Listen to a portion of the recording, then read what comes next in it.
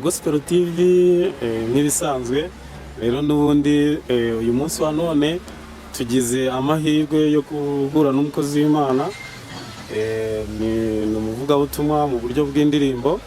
Ubwo rero tugiye kumuha ikaze hanyuma abibwire ababwire aho akomoka. Amazina ni Emivox, nkoresha musanzwe muramye ntuye mu Rwanda i Kigali mu Kicukiro namure mu kazi yitwa Spirit Revival Church. Okay, ya Imana ibahe umugisha. Rero natwe turanezerewe cyane nka Ruka Gospel TV. Iyi ni channel nyine n'undi natwe dukoreraho umurimo w'Imana, tukagerageza kuvuga gutambutsaho ivugabutumwa rigiye ritandukanye, haba mu ndirimbo haba mu ijambo mu buryo butandukanye. Ubwo rero natwe twarababonye twumva turabishimiye, twumva ko mutagenda mutagize ivugabutumwa mukorera kuri iyi channel yacu. Rero ukora ivugabutumwa mu buryo butandukanye, ibya byose n'ijambo ry'Imana uraritambutsa, ariko by'umwihariko mu ndirimbo abantu bakubona bashobora kukubonera ku zihe ndirimbo kugira ngo babashe no kuzishaka kuri YouTube cyangwa se mu mbuga nkoranyambaga. Murakoze cyane. Amazina ni Emivox nk'uko nabivuze haruguru. Indirimbo ni nyinshi twagiye dukora, zitwa n'inge twahuriye mu mpinga y'umusozi, iyo yitwa Impundu iri kuri YouTube channel ni Emivox. Zitwa za warasenze uburiki byose ko biri bikanza by'agasani, yitwa warasenze uburiki hose ni kuri Emivox hose mwazisanga. Mugende mukore subscribe n'ibindi bihangano bizaza nzagenda mutanga. Rero twagiye kubona hano muri Zimbabwe, natwe tubona turakubonye. Imana yakoresheje izihe mbaraga kugira ngo uyibone hano muri Zimbabwe? Of course, nandi kujya South Africa biba ngombwa muri cyumweru hano yansanga hari itorero rifite amasengesho icyo cyumweru, kandi buriya ikintu cya mbere nkunda ni amasengesho yo mbonye umwanya wo gusabana n'Imana banyumva ari iwacu. So rero nabo baranyakiriye neza, Imana ibamugisha kabisa. Amen. Ukigera hano muri Zimbabwe wenda wajyaga uyumva mu mateka, wajyaga uyumva mu buryo butandukanye, wahabonye ute? Ese ugeze mu itorero ry'Imana wabibonye ute? Wiyumvishe gute?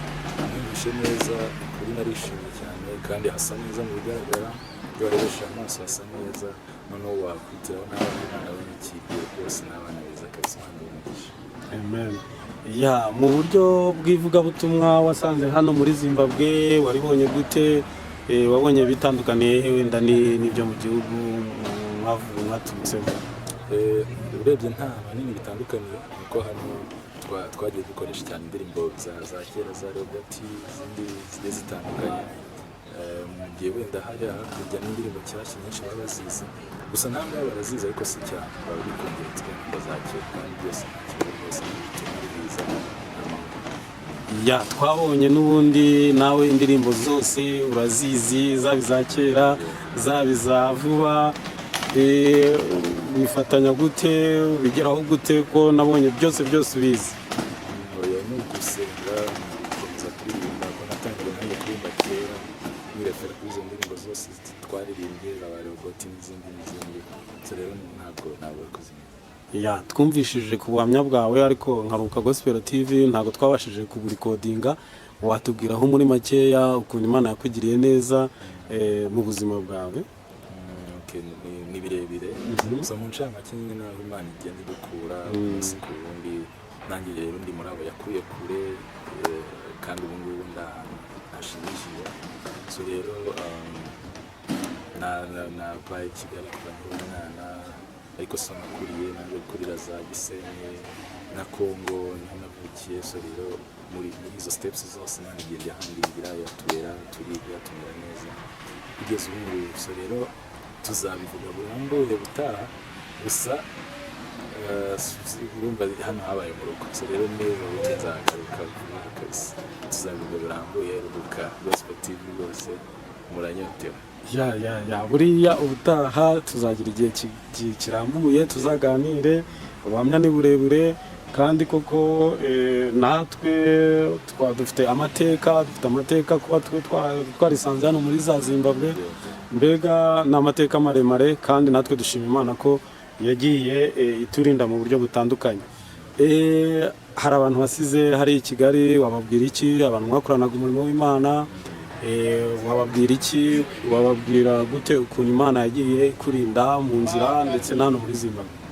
Icyo nababwira ni ugushima Imana Steve yagiye irinda ndetse igira n'imihanda yose twaciyemo yose turinda. So rero ntabwo nabasize ngo sinzagaruka ngo nzagaruka dukora dukomeze Imana imugishe. Ibyo ari byose ubwo abo mukorana umurimo w'Imana mu mujyi wa Kigali turabashuje nka Ruka Gospel TV, kandi tubashimira ko mwakomeje gufata neza Emmy, natwe tukaba tumubonyeho, tukaba tumugireho umugisha. Imana ishimwe. Rero turangiza, wenda hari ubutumwa ushobora gutambutsa, nabwo twaguha umwanya noneho ukabutambutsa, haba ari ugushimira abantu bagiye bagufata neza wenda muri kino gihugu cya Zimbabwe, haba n'i Kigali, haba n'ahandi aho ariho hose, ni karibu, umwanya turawuguhaye. Cyangwa ndashima Imana ko nabizaga urugero niyo ya mbere buriya niyo yanyoboye i Kigali, mfata indege ngera Zimbabwe, mpura n'abakozi b'Imana ntari nteganya guhura nabo, nyine byarantunguye. So rero ariko Imana imuza nabo, Imana iragutungura kugira ngo ubone ko imbere hari ibyiza guteganyiriza. So rero umugambi w'Imana ukora ari mwiza cyane kuri twe. So rero nishimwe kandi nashimira, ndakomeza no kubashimira nta kuri kamera abantu banyakiriye. Imana y'umugisha rwose, nimukurikiye iyo video mwumve ko bashimiye bivuye natwe rero nka Ruka Gospel TV turagushimiye cyane kuba wemeye kuduha umwanya wawe. Imana iguhe umugisha, nawe utaha. nanjye ndabashimiye.